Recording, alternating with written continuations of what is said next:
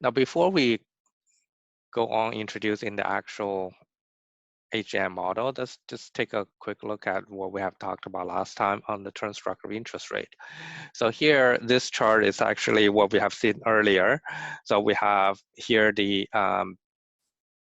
basically the short rate or the instantaneous interest rate there, and we have the rate between T and T star. We have rates between T and big T. The little t here, as we know, there's the current time. And out of this, there's an implied forward rate between T star and T. Okay, so and the HAM model is basically interested in this rate. So what does the HAM model do? So they will actually convert the original term structure interest rate into a rate, what we call the curve of instantaneous forward rate. So if you look at the forward rate, here I redenoted this forward rate from the last one using R between T star to T to another one, which is the same thing, I just changed the notation here. Use a little f for forward rate. And this little t denotes the current time, which is this, the observation, the time you observe the rate. And the forward rate is really between the T star and the big T here, right? Which can be expressed as the rate, the log of the price differences between zero coupon bonds. One is the price between the current time T to T star, and the other one's from the current time T to the big T. The log difference and divided by the time difference, okay? Now, in terms of the instantaneous forward rate, which is the points they have on the curve, you can imagine that you move this big T closer and closer to T star.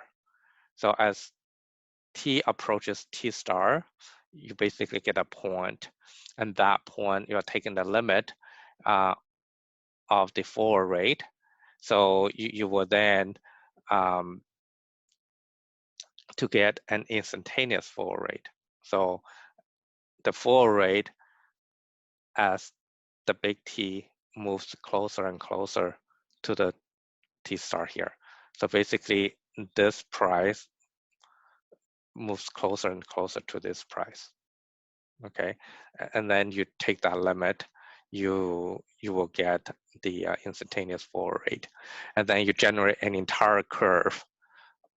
Then every point on that is really a forward rate with the other T moving closer and closer to the one before that.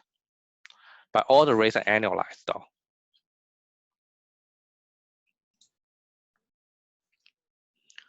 So let's now take a look at exactly how HAM models their process. So if you look at a risk-neutral process for zero coupon bond, so any zero coupon bond in risk-neutral will have this particular form, meaning that if you can see zero coupon bond, it's a financial asset, and in fact, any financial asset in risk-neutral will have this process. So the drift is really the risk-free rate, instantaneous risk-free rate, times the value of the asset. And then there's some volatility terms appropriate for that, okay? So this drift here is always the risk-free rate because we are in the risk-neutral world. And so let's say you have a process in risk-neutral form world for zero coupon bond. Then you will notice that if the price of zero coupon bond is stochastic, this thing here, this volatility term, cannot be a constant. So we don't have a sort of a log normal process, okay, which we actually mentioned earlier, that a strict application of log normal process would not be appropriate for bond process. In general, this volatility term is not just a function of the current time and the time of maturity, but any other things. So this stuff here means it can be a function of the state variable, it can be a function of a bunch of other things. That's where it makes things complicated, okay? And we know that this volatility decreases over time and it will become zero at maturity of the bond. So at the little t becomes big T, this thing here will become zero, or the first two time index are the same, then this volatility term will be zero. Now we know that for any forward rate, we have seen this earlier in that chart, that it's a log difference of the log prices and divided by time difference. Okay, and now here we, instead of the T star to T, we just make it easier to analyze. We'll have T1 and T2.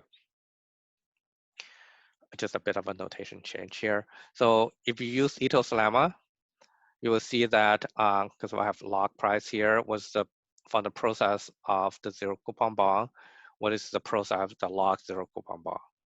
So the log price process from Ito's lemma will take this particular form here. Okay, so you have this RT minus this half sigma square term.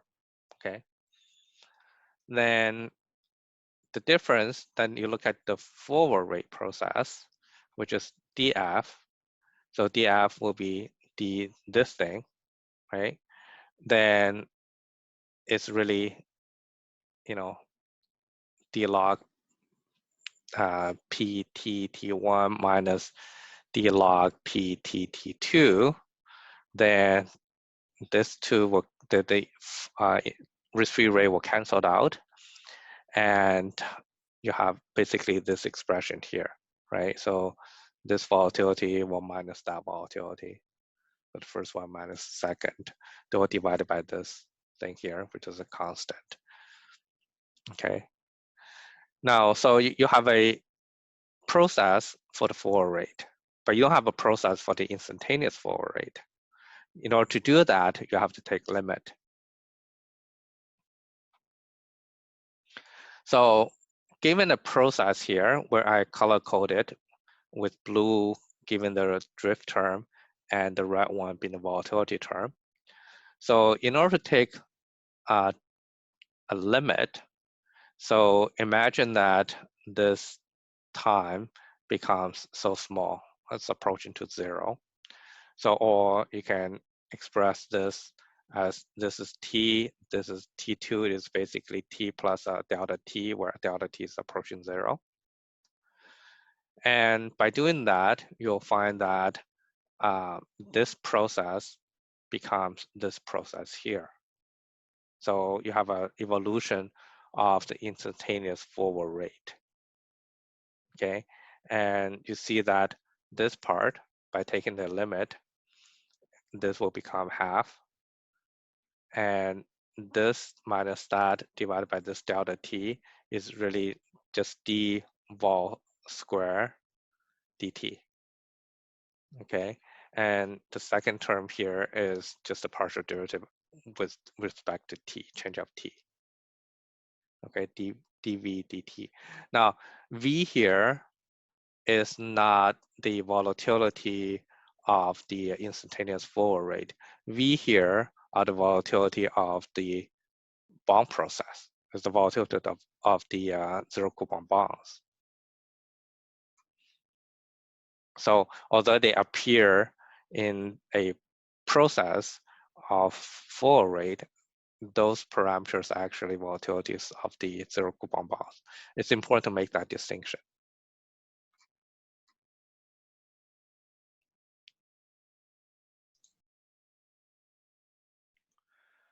now we basically have a process for the evolution of the instantaneous forward rate taken in this particular form here.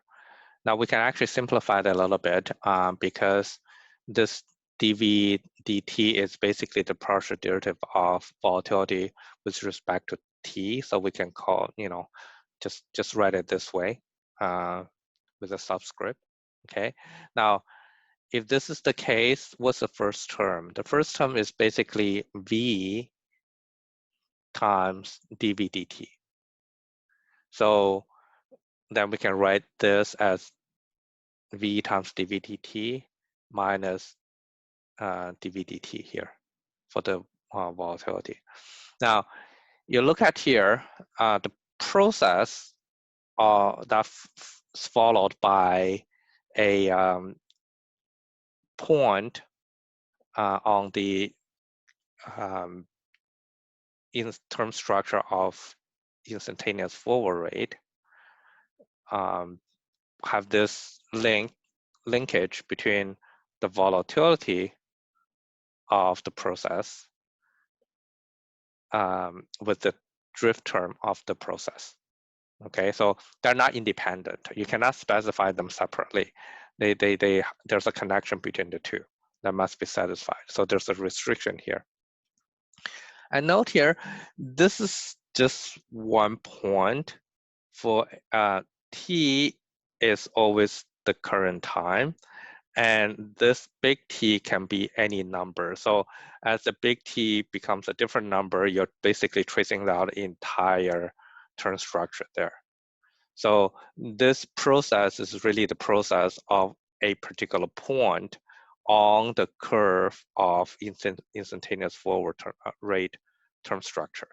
Okay, the instantaneous forward rate term structure is a curve, and this ft big T is a point. That point is determined by this big T here. You have a different big T, you have a different point.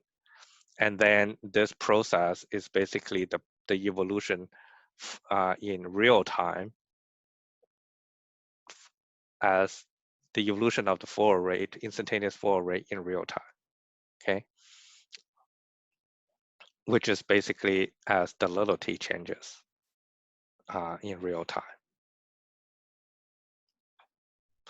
Okay, so that's the generic form of a generic property of the HGM model. Let's take a look at how once we build a specific HGM model, what properties are we gonna have and how are we gonna utilize that.